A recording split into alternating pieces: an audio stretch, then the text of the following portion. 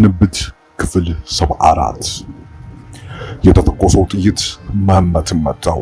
መሐመትም ከመሬቱ ላይ ወደቀ። ሀቲጄ በድንጋጤ ከተመለከተችው በኋላ እየሮጠች ከቦታው ትሄዳለች። ወደ ባህር ዳሩም ደርሳ የእርግዝና መመርመሪያ ኪት አውጥታ ያየች የኔ ልጅ ሁሉም ነገር ሰላም ይሆናል ትላለች። አስሊ ስልክ አውጥታ ወደ አምቡላንስ ደወለች። በለቅሶ ውስጥ ሆና መሐመትን ታበረታዋለች። በየመሃሉ የሰው ያለ እርዱኝ እያለች ትጮኻለች። መሐመትም እንዲህ ሲል ነገራት።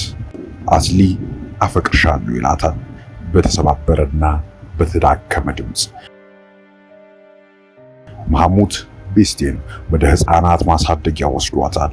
ህፃናቱንም እያሳያት እናት ለመሆን መውለድ ብቻ ነው የሚጠበቅብን ያለው ማን ነው? ከነዚህ ውስጥ ወስደን እኮ ማሳደግ እንችላለን ይላታል። እነ ኔፍዛት የሀቲጄን መጥፋት አስጨንቋቸዋል።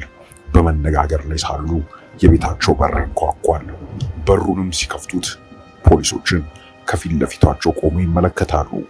ሚስቱም በሐዘን ውስጥ ሆና በቃ ሀቲጄ ላይ የሆነ ነገር ተፈጥሯል እያለች ስታዝን፣ ፖሊሱ ግን የሚፈልጉት ኔፍዛትን እንደሆነና አብሯቸው ወደ ፖሊስ ጣቢያ እንዲመጣ ይጠይቁታል።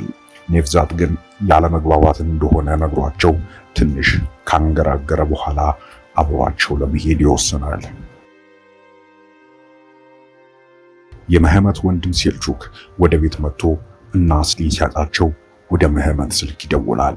ሀቲጄ ተኩሳ መሐመትን እንደመታችውና ወደ ሆስፒታል እየሄዱ እንደሆነ አስሊ እያለቀሰች ትነግረዋለች።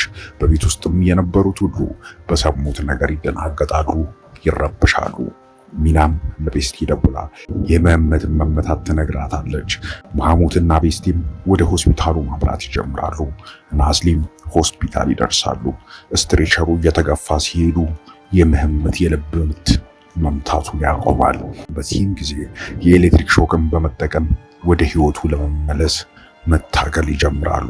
መሐመትም በሐሳቡ አስሊንና ያልተወለደች ልጁን ይመለከታል። እነሱም እባክህ መሐመት አትሂድ እያሉ ይለምኑታል። ከዚያም የልብ ምቱ ቀስ በቀስ ወደ ነበረበት ይመልሳል።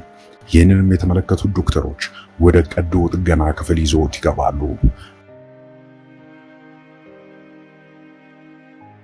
በሌላው ትዕይንት ኔፍዛት ወደ ፖሊስ ጣቢያ ከተወሰደ በኋላ በመርማሪዎች መመርመር ይጀምራል። ከወንበዴዎች ጋር በመተባበር በድርጅቱ መኪና አደንዛዥ ዕፅ ዝውውር ላይ እንደተሳተፈ ይነግሩታል። ኔፍዛት ግን ለመርማሪዎቹ ምንም እየመለሰ አይደለም። በተጨማሪም ደግሞ በኩባንያው በኩል አድርጎ ብዙ ገንዘብ ወደ ራሱ አካውንት እንዳዘዋወረ ይነግሩታል። በዚህ ጊዜ ኔፍዛት ሐሳቡን ያመነጨው ሴልቹክ እንደሆነ ይነግራቸዋል። መርማሪው ደግሞ እንዲህ ሲል ይመልስለታል። የከሰሰ መሐመት ብቻ ሳይሆን ቪያካርሊም የሚባል ሰው እንደሆነ ይነግረዋል። መርማሪው ሀቲጄም መሐመትን ተኩሳ እንደመታችው ሲነግረው ኔፍዛት ባለበት ደንግጦ በድን ሆኖ ይቀራል። ሀቲጄ መንገድ ላይ ብቻዋን እየለፈለፈች ትሄዳለች።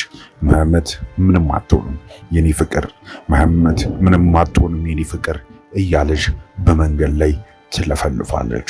በዚህ መሃል አንዲት የኔ ቢጤ ገንዘብ እንድትሰጣት ሀቲጄን ትጠይቃታለች።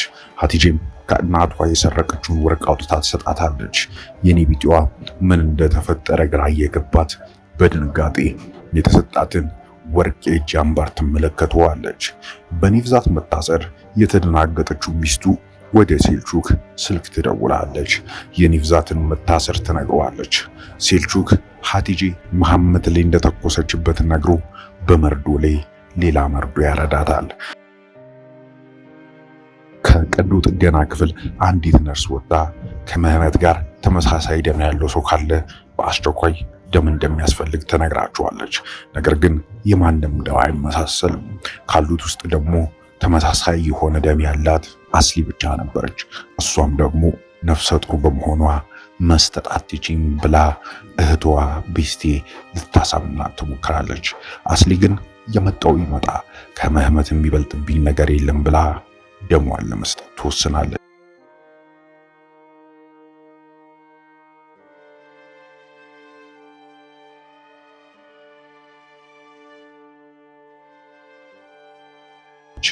የዛሬው የስንብት ክፍል ይህን ይመስላል።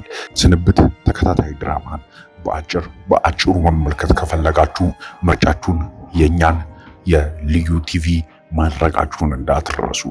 ልዩ ቲቪን ላይክ፣ ሼር፣ ሰብስክራይብ ብታደርጉ የተለያዩ የመዝናኛ አማራጮችን ወደ እናንተ እናደርስላችኋለን። ቸር ቆዩን፣ ቸር ሰንብቱ።